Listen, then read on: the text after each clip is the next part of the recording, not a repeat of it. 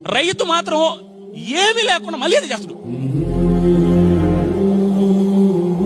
వాడు వరేసావు, వరి last year loss, మళ్ళీ వరేస్తాడు. పొగాకు వేసావు, మళ్ళీ లాస్ట్ ఇయర్ లాసు, మళ్ళీ పొగాకు. జీవితం మొత్తం సిగ్గు ఎగ్గు ఏమీ లేకుండా డబ్బు గురించి ఆలోచించకుండా మళ్ళీ అదే వేస్తాడు. లోన్లు అవుతానే ఉంటాయి.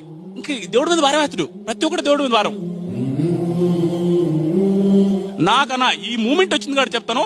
నేను ఒక ఏజ్ వచ్చిన తర్వాత నుంచి చాలా మందికి చెప్పిన విషయం ఇది, చాలా మంది అర్థం చేసుకోవాల్సిన విషయం. ఎవరికైనా రెస్పెక్ట్ ఇవ్వాలి సార్ అని పిలవాలి అంటే ఫస్ట్ సార్ అని పిలిపించుకునే అర్హత ఉండే మొదటి వ్యక్తి రైతన్న.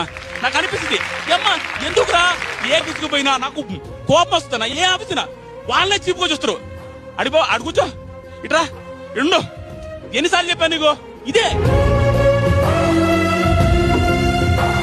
గుడ్లు బాగా వేసుకుని వెళ్తే అండి అది కాదండి ఇలా వెళ్ళండి అంటాడు. ఏమి రైతు కూడు పెడుతుంటే సార్ మీరు వెయిట్ చేయండి సార్, పెద్ద అయినా మీరు వెయిట్ చేయండి సార్, మేడం వాళ్ళకన్నా అనాల్సింది. నాకు చాలా సార్లు చెప్పాలనిపిస్తారు. ఒక వేదిక వస్తే అరే బాబు మనం ఫస్ట్ సార్ అని పిలవాలంటే రైతుని రా పిలవాల్సింది సార్ అని. గౌరవం ఇవ్వాలంటే ఫస్ట్ రైతుకి, తర్వాత సైనికుడికి ఇవ్వాలా. మిగతా వాళ్ళందరికి ఇస్తూ వాళ్ళిద్దరు వదిలేస్తాం మనం. Very good, well said. అవన్న అంటే ఆది అన్న చెప్పింది నిజంగా వాస్తవం. ఎందుకంటే మేము ఊళ్ళో ఉండే వాళ్ళం కదా.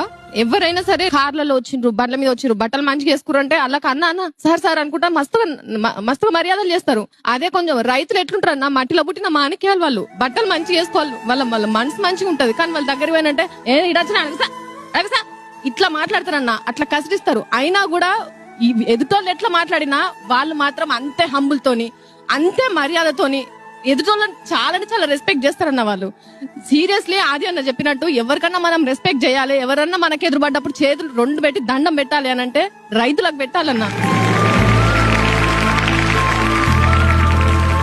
రైతు అనేవాడిని ఎవడైనా డిస్రెస్పెక్ట్ చేస్తే క్వశ్చన్ చేయాలన్న పక్కన వాళ్ళు. అరే ఆయన పెద్ద మనిషిరా, అందరికి అన్నం పెడతాను, అలాంటి వాడితో రెస్పెక్ట్ ఇచ్చి మాట్లాడు అని పక్కన కూడా అడగాలన్నా. నేను చూశానన్నా, కళ్ళ ముందు చూశాను. రైతు ఎందుకన్నా మంచి గుడ్లు వేసుకుంటాడు, యాడ్ నుంచి చేసుకుంటాడో రైతు ఎలా తెలుసనా.